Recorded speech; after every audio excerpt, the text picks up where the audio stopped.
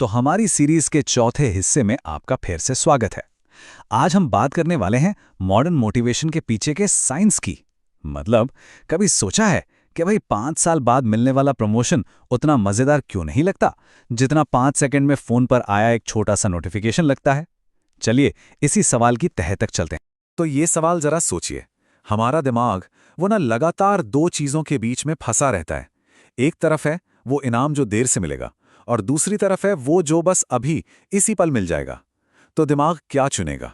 वो लंबा मेहनत वाला रास्ता या फिर वो जो फौरन खुशी दे दे? ये कश्मकश है जो हर पल हमारे अंदर चलती रहती। अच्छा, तो इस बदलाव को समझने के लिए हमें ये देखना पड़ेगा कि वक्त के साथ रिवॉर्ड्स, मतलब इनामों का पूरा खेल ही कैसे बदल गया है। और देखिए, ये कोई छोटा मोटा चेंज नहीं है, ये हमारे दिमाग के काम करने के तरीके में आया एक बहुत बड़ा शिफ्ट है। और इस सब के सेंटर में है डोपामीन। अब जरा यहां देखिए, कितना साफ साफ दिख रहा है कि हम कहां से कहां आ गए हैं।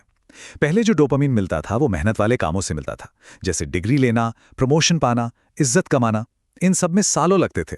और आज डोपामीन का सोर्स क्या है? लाइक्स, गेम में मिली एक छोटी सी जीत, या फोन पर आने वाले नोटिफिकेशन। मतलब सब कुछ तुरंत और आसानी से। तो सवाल ये उठता है कि दिमाग के अंदर असल में चल क्या रहा होता है जब उसके सामने ये दो एकदम अलग रास्ते रखे जाते हैं, एक लंबा और एक छोटा। तो वो हमेशा तुरंत मिलने वाले इनाम को ही क्यों चुनता है? इसके पीछे की वजह क्या है? और यहीं पर आती है एक बड़ी दिलचस्प चीज, जिसे न्यूरोसाइंस में कहते हैं रिवॉर्ड प्रिडिक्शन एरर। सुनने में थोड़ा मुश्किल लग सकता है, पर है बहुत सिंपल। इसका मतलब बस इतना है कि हमारा दिमाग हमेशा इनाम तक पहुंचने का सबसे तेज और सबसे पक्का रास्ता ही चुनेगा। मतलब दिमाग को कॉम्प्लिकेशन नहीं चाहिए, उसे एफिशिएंसी चाहिए। जो रास्ता छोटा और पक्का, दिमाग उसी पर चलेगा बस। तो ये समझना जरूरी है कि ये कोई दिमाग की मनमानी नहीं है या कोई गलती नहीं है।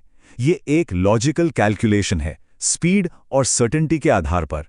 दिमाग बस एक सीधा सा हिसाब लगा रहा है, सबसे ज्यादा रिवॉर्ड सबसे कम टाइम और सबसे कम रिस्क में कहां मिल रहा है। और आज की दुनिया में इसका जवाब ज्यादातर हमारी स्क्रीन पर ही मिलता है। और इसी पॉइंट से हम इस पूरी रिसर्च के सबसे जरूरी हिस्से पर पहुंचते हैं। अब हम सिर्फ ये नहीं देखेंगे कि क्या हो रहा है, बल्कि ये समझेंगे कि ऐसा क्यों हो रहा है। और ये बात गांठ बांधने वाली है।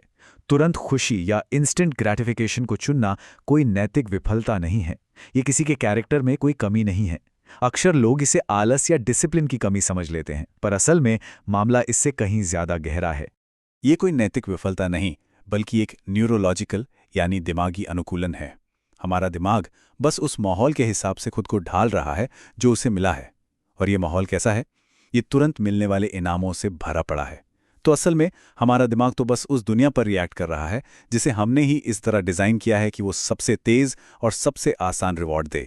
तो आखिर में ये सब हमें एक बहुत बड़े सवाल पर लाकर खड़ा कर देता है। अगर दिमाग बस एक तार्किक, एक लॉजिकल चुनाव कर रहा है, तो क्या हमें लोगों को जज करना चाहिए, या फिर हमें उन सिस्टम्स को फिर से देखना चाहिए जो हमने ही बनाए हैं?